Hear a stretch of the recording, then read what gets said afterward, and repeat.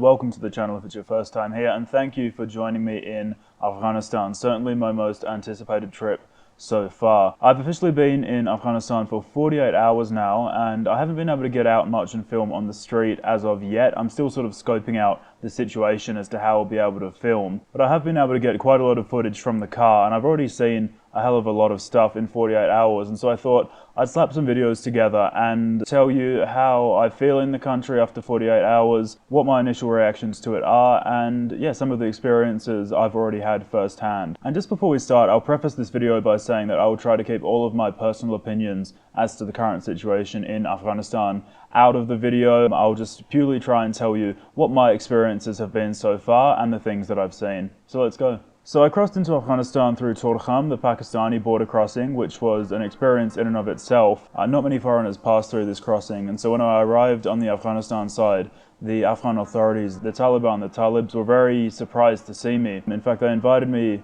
inside to their office for some tea, and a lot of them actually came up to me and asked to take photos with me, which was very surprising at first. Obviously, you know, sitting foot into Afghanistan after all of the things you hear on the news, and then that happens, was quite a surreal experience. So anyway, once we're in the country, I was met by my wonderful driver, Mr. Pacha, and essentially we drove from Torkham all the way to Afghanistan's capital city, Kabul. Now the road from Torkham to Kabul passes through the city of Jalalabad in the province of Nangarhar. Everyone sort of warned me before my trip that this particular road wasn't safe and that there was a heavy presence of Islamic State in this area. This isn't what I experienced at all, although I obviously can't say that's not the case. I just didn't happen to experience it. I found that on the road into Kabul there were a whole bunch of security checkpoints, all manned by the Taliban. I think the security on the road was relatively heavy. Our vehicle got stopped probably 15 to 20 times on the 2.5 to 3 hour drive it took to get to Kabul. And now the drive itself is absolutely gorgeous. Driving from Jalalabad to Kabul is such a beautiful introduction to the natural scenery that's available in Afghanistan. The number of different land formations you'll come across just in this 3 hour drive is absolutely mind-blowing. You go from these amazing jagged sort of mountain cliffs that jut out at the most insane angles, and then you have these pristine, crystal clear lakes on the way as well. And we also stopped over at a little waterfall that was way off the beaten path. You never would have known it was there. And all in all, the natural beauty of Afghanistan is something that's probably stood out to me the most on my trip thus far. Now, the first thing I noticed when I arrived in Kabul was just how developed the city actually is. It's far more developed than Islamabad or Peshawar or any Pakistani city. I suppose that's owing to sort of years of American money that's been poured into the city. But honestly, some places you'd think they belong to Vegas. There's these giant wedding halls that are really popular here, covered in these sort of neon lights, and there's also really big apartment buildings everywhere, glass facades,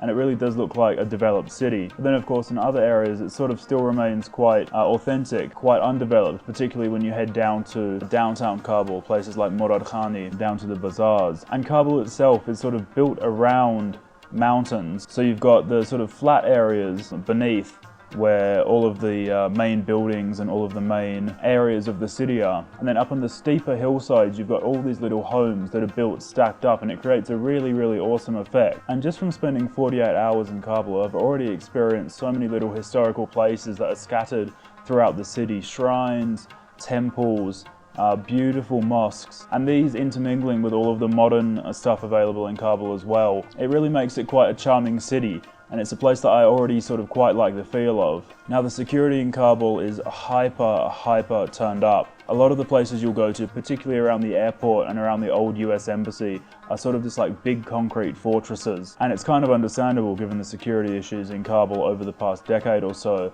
and how the new government wants to make the city a lot more peaceful. We went to visit some of the ministries to ask about permission to go to certain places, and they are located in an old American government building at the center of the city, and the security was honestly impenetrable. Just a giant ring of 20-foot high concrete walls, armed guards and barbed wire. But it's also very easy to escape that as well. If you head down to the bazaar areas, to this little mosque called Shahid Shamshira, it feels just like what I expected the authentic Kabul to feel like. So with that said, I'm very excited to explore more of the city in the coming days. Now, of course, the big question that everybody asks me about Afghanistan is, how are the Taliban? Are the Taliban dangerous? Are they scary? What are they doing in Afghanistan? So I'll tell you a little bit about my experience with the Taliban so far. Firstly, when you're driving around Afghanistan, there's certainly no guesses as to where you are. The Taliban flags are everywhere. The Islamic Emirate flags, the new flag of Afghanistan, they fly everywhere, above buildings,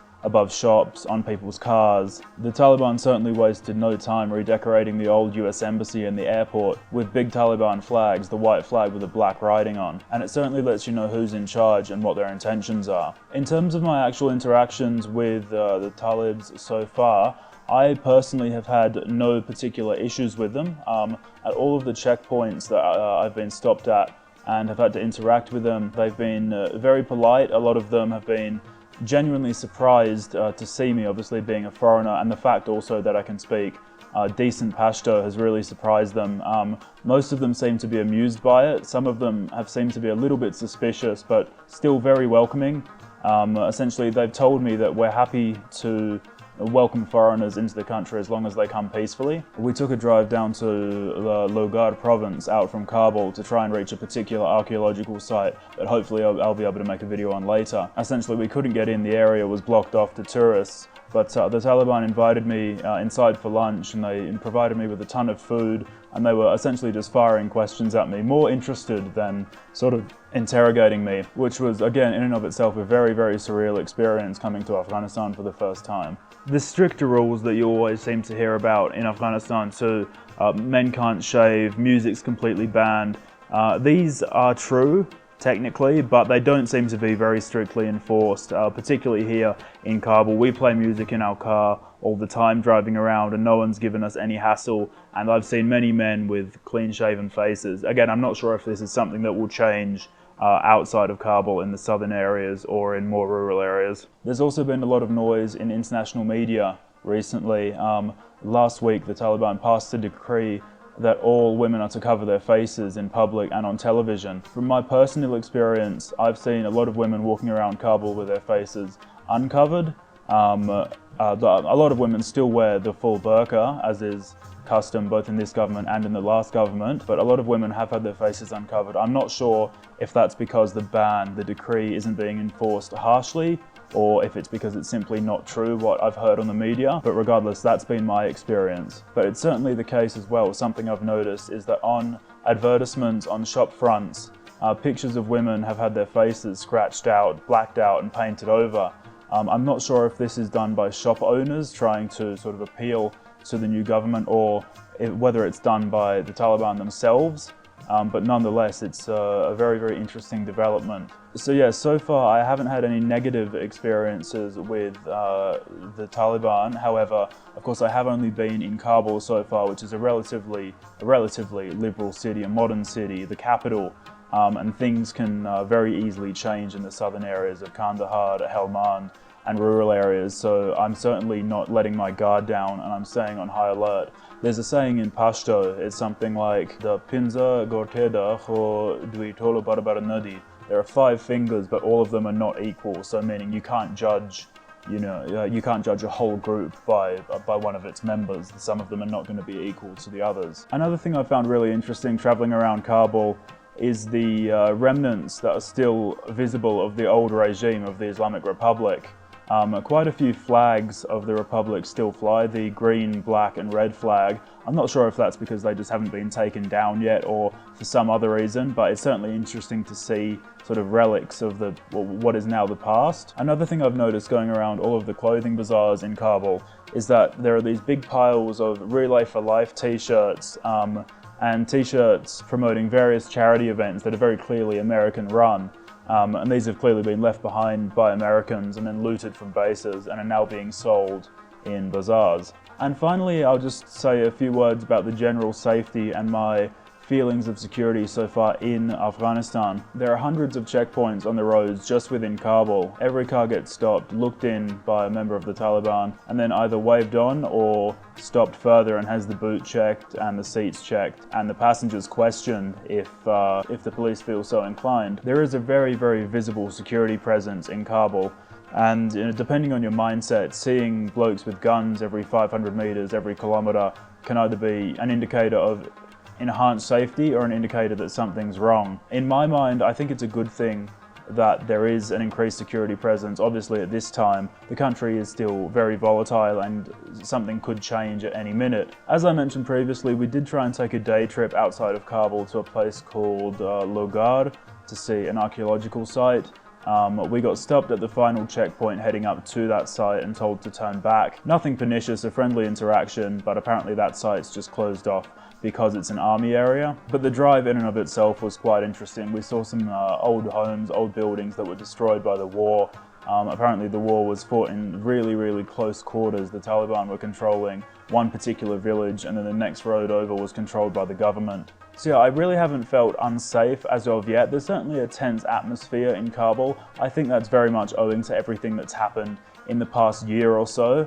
But yeah, I'm certainly not letting my guard down. I'm staying on high alert, particularly because, as I said earlier, things can change very quickly outside of the capital, particularly in the southern areas and in rural areas as well, where things might be a little bit more lawless. I'm unaware of the situation there as of yet, but I'll always stay traveling with a local friend who'll be able to keep me up to date on what the best practices are. All in all, I'm incredibly happy to be here. This has really been a trip that I've been dreaming of doing for some time now, years and years. And as someone who's learning Pashto, as someone who's interested in Afghan culture, it really is a privilege to be able to travel through Afghanistan, and I'm looking forward to sharing all of the things that I get up to with you. So if you like this video and want to see what I get up to next in Afghanistan, do like, follow, and subscribe. Until next time.